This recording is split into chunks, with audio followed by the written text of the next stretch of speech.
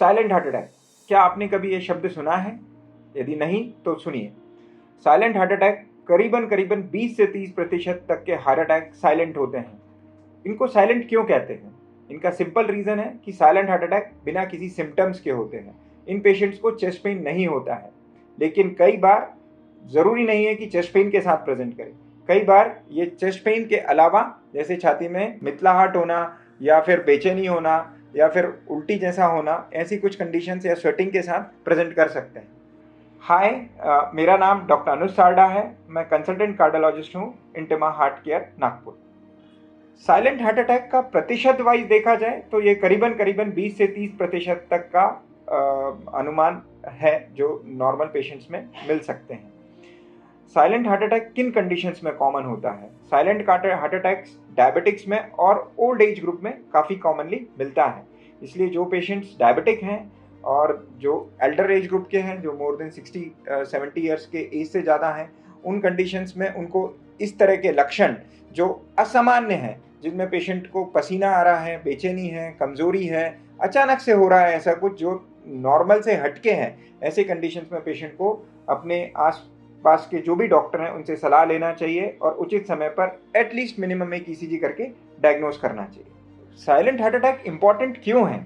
Silent heart attack इसलिए important है क्योंकि ये साइलेंटली आते हैं और इनके जो मॉर्टेलिटी और मॉर्बिडिटी है, जिसकी बीमारी और इससे मृत्यु होने के चांसेस इन पेशेंट में, सामान्य पेशेंट जिनको हार्ट अटैक आता है उनके कंपैरिजन में ज़्यादा होता है।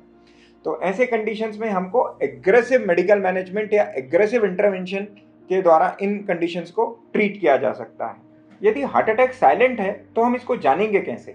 कुछ लक्षण हैं जो हमको इंडिकेट करते हैं कि हार्ट अटैक साइलेंट होता है। इसके अलावा कुछ जांचें हैं जो आप आसपास फिजिशियन या कार्डियोलॉजिस्ट के पास जाके कर सकते हैं। उनमें मोस्ट कॉमन जांच है वो ईसीजी है। सेकेंड मोस्ट कॉमन जांच जो हम लोग करते हैं वो बायोमार्कर्स है, जिनको हम ट्रोपोनिन टी या ट्रोपोनिन आई के नाम से जानते हैं। यदि ट्रोपोनिन टी और आई बढ़े हुए हैं तो ये हार्ट अटैक को इंडिकेट करते हैं। तीसरा टेस्ट जिनको हम इको के नाम से जानते हैं, हम इको कर सकते हैं। कई बार दीवार में असामान्यता हार्ट अटैक को इंडिकेट करती है। तो ये 3 टेस्ट हैं जो साइलेंट हार्ट अटैक में बहुत महत्वपूर्ण रोल अदा करते हैं। हाय, मेरा नाम है डॉक्टर अनुज सारडा। मैं कंसल्टेंट कार्डियोलॉजिस्ट हूँ इंटिमा हार्ट केयर नागपुर में। अभी रिसेंटली बहुत सारे सेलिब्रिटीज़ और कुछ डॉक्टर सेलिब्रिटीज़ की डेथ हुई है। उनका मुख्य कारण हार्ट अटैक था। पर्टिकुलरली यंग लोगों में डेथ हार्ट अटैक के कारण एक बहुत इम्पॉर्टेंट एस्पेक्ट है। तो इन सब चीज़ों को मद्देनज़र रखते हुए हम लोग एक वीडियो सीरीज़ प्लान कर रहे हैं जिसका नाम है कार्डियो क्रॉनिकल। इस सीरीज़ के माध्यम से हम हार्ट से जुड़ी काफ़ी सारी जानकारियाँ देने का प्रयास करेंगे।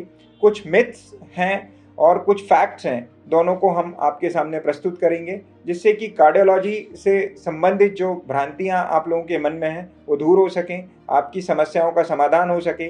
कई बार ट्रीटमेंट या एंजियोप्लास्टी या बाईपास को लेके कई समस्याएं मन में होती हैं, वो भी सॉल्व हो सके। तो ये बेसिकली एक नटशेल, ये पूरा एक कोर्स जैसा है कार्डियो क्रॉनिकल, जिसमें हम विभिन्न एस्पेक्ट को या विभिन्न पहलुओं के ऊपर जानकारी देने का प्रयास करेंगे और हमारा कोशिश रहेगी हम जितना सिंप्लीफाइड कर सकें कॉम्प्लेक्स चीज़ों को, उतना सिंप्लीफाइड करने की कोशिश करेंगे। प्लीज़ जुड़े रहिए इस कार्डियोलॉजी क्रॉनिकल के द्वारा। थैंक यू, धन्यवाद।